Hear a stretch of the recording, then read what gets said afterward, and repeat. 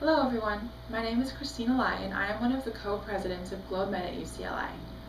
Summit is almost here, so here's a taste of my experiences to get you pumped for one of the most inspirational weekends of your life. This year's GlobeMed Summit is all about action. Action in our universities, our partners, and our larger global community. Call to action is also about our individual and more personal paths in global health. My passion for global health equity began when I was about 11 years old, and I decided I wanted to become a doctor because I thought I was pretty intelligent and I wanted to help people. I had always been interested in traveling and meeting a variety of people, so global health seemed like a natural progression for me, even before I even knew the field existed. When I read Mountains Beyond Mountains and heard the story of Paul Farmer's personal fight with poverty and social injustices in health, I suddenly found that my path had been defined and my life goals were clearer than ever. I also have always had a fascination towards Africa, from its people, geography, cultures, to its poverty, social injustices, and politics. So even in my pre-college years, I knew that I wanted to improve access to health to the poorest parts of Africa. This past summer, I was able to go on our GROW trip to visit our partner, the Imuru Youth Center in northern Uganda. It was my first time in a developing country, so in addition to it being an overall eye-opening experience, my most distinct memory is from a visit to Inaka Hospital across the road from our partner. Initially, I thought it was abandoned because it looked like nothing like the hospitals I had ever seen. There was no filtered air system, no electricity, and no individual rooms. Actually, it was open air with hardly enough beds and hardly any doctors in sight. During our tour, we only saw one nurse tending to patients in several wards.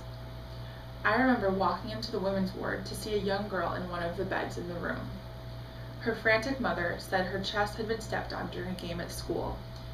She was obviously in a lot of pain and was not doing well. The hospital was not equipped to give her an x-ray, but they suspected that she had internal bleeding. All they could offer her was a single tablet of a painkiller. Her mother wanted her to be transported to the bigger hospital in Gulu so they could save her life, but the hospital administrator refused, arguing that it was not possible without the proper paperwork. We never found out what happened to this girl, but it is stories like this that keeps me motivated to end the imbalance in our world and to bring justice to the people who need it most. I'm actually one of the least experienced GlobeMeders on UCLA's exec board, and I only joined last year because I randomly decided to look around at UCLA's Fall Activities Fair and saw one of our Global Health U coordinators, Sagar, sitting at a table with a quote from Paul Farmer. I'll admit, I love the idea of GlobeMed, but it took me a little while to fully understand that GlobeMed embodies my ideals for community-based change. That was the beginning of my junior year, and I can honestly say that GlobeMed has changed my life. Almost a year and a half later, I am a seasoned GROW intern and a proud co-president of GlobeMed at UCLA. I was exposed to the broad field of public health, and for the first time, I was surrounded by hundreds of people just like me. People who absolutely lived for global health and drooled over Paul Farmer even when our peers were drooling over the newest movie stars. After attending last year's summit, I knew that I had to become a co-president. Even though I had only been in GlobeMed for a few months, I wanted to become a co-president because I saw so much room for improvement last year, and I knew in my heart that I would be able to take UCLA to the next level. On the flight back from Chicago, I wrote a long email to last year's co-presidents explaining my ideas and why I felt so strongly that I was the right person for the job. It was definitely the longest email I've ever written and probably the most terrifying one as well. Little did I know that there were only 2 applicants, so I would have gotten it anyway. At that time, I felt like a beginner in a sea of amazing students fighting for their passions. Since then, I have grown in the sense that I now consider myself to be one of those students, and I am able to lead and foster others to also follow their passions with conviction and an open mind. This year, UCLA has accomplished more than I had ever dreamed of for a single year.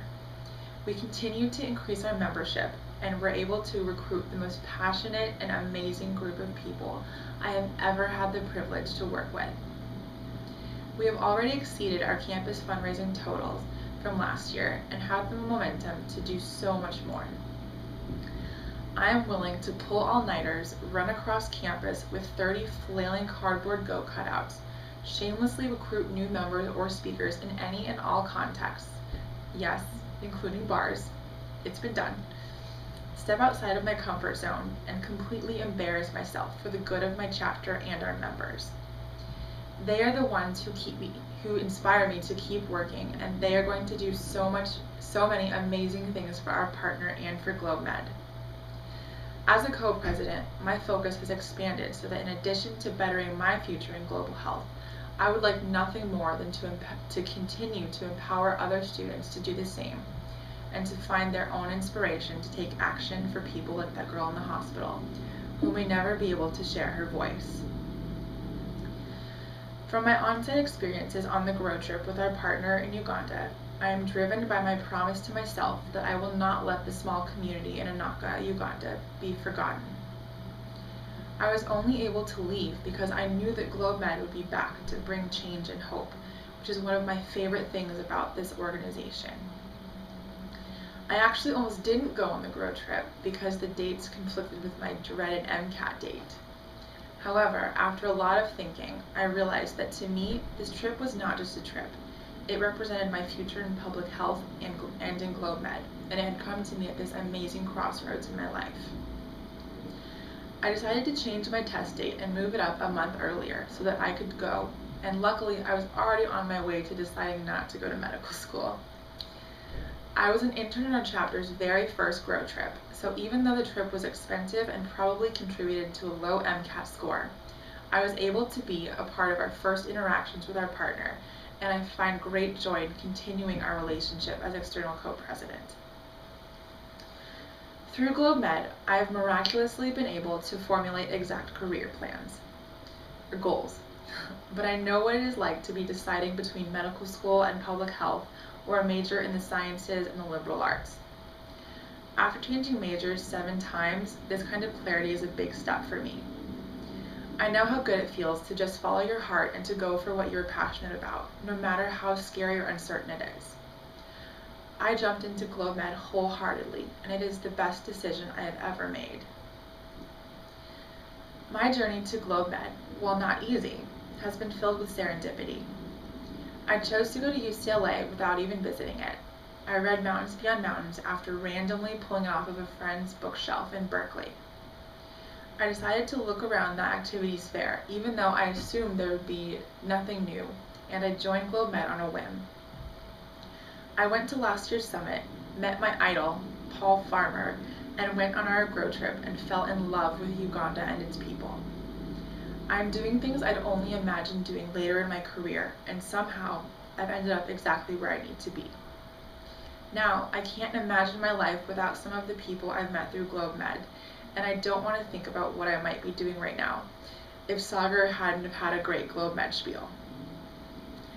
After graduation, I plan on returning to Gulu, Uganda for a year to work with an NGO and learn more about community health, especially in the context of grassroots community involvement.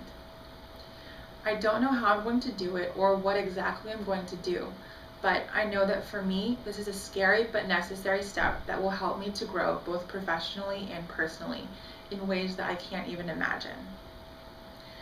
A couple of months ago, when I was explaining to my dad why I wanted to move to the other side of the world for a year, he told me that I'm choosing a very, quote, unconventional route, but as long as I'm actively making strides towards a goal, he will learn to understand.